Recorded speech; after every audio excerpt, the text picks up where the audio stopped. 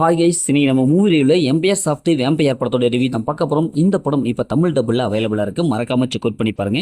இது ஒரு suspense horror thriller மூவியாக வெளியே வந்திருக்கு. இப்போ இந்த படத்தோடைய கதையை பார்த்துடலாம். சிட்டிக்குள்ளார ஒரு அழகான ஒரு ஸ்கூல் ஒன்று இருக்குது. இந்த ஸ்கூலில் தான் நம்ம ஹீரோயின் படிச்சுட்டு இருக்காங்க. அவங்க பார்த்தா அவங்களோட லைஃப் அப்படியே போரிங்காக போயிட்டுருக்கு. சரி, ஒரு இன்ட்ரெஸ்டிங்கான லைஃப்பை தேடி போகலாம் அப்படின்னு சொல்லிட்டு வேற ஒரு இடத்துக்கு போகிறாங்க. வேற ஒரு ஸ்கூல் மாதிரி இருக்கிற இடத்துக்கு போகிறாங்க. அங்கே போய் பார்த்தா அங்கே போய் அப்படியே சேர்ந்து அப்படியே கொஞ்ச நாள் இருக்காங்க. திடீர்னு பார்த்தா அவங்க சுற்றி நிறைய அந்த நிறைய பேய் பிசாசு அப்படி இப்படின்ட்டு நிறைய அமானுஷ்ய விஷயங்கள்லாம் நடக்குது.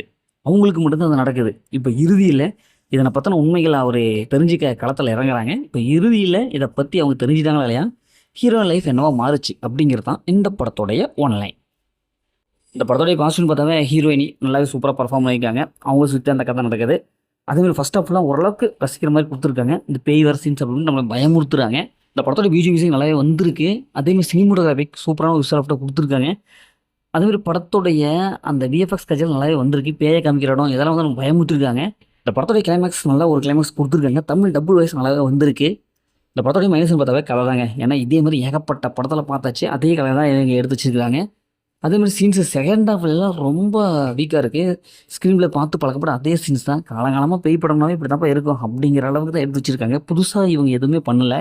அது செகண்ட் ஹாஃப் ஸ்க்ரீன் பிளேலாம் ரொம்ப ஸ்லோவாக இருக்குது. இன்னும் கொஞ்சம் வேகமாக பண்ணியிருக்கலாம்.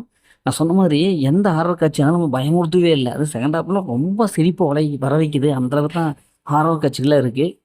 இவங்க நிறையா சீன்ஸ் அப்படியே பேசிக்கிட்டே உருட்டிக்கிட்டே இருந்துட்டாங்க. ஹாரர்லாம் அந்தளவுக்கு எடுபடல. செகண்ட் ஹாஃபாக சுத்தமாக எடுபடல.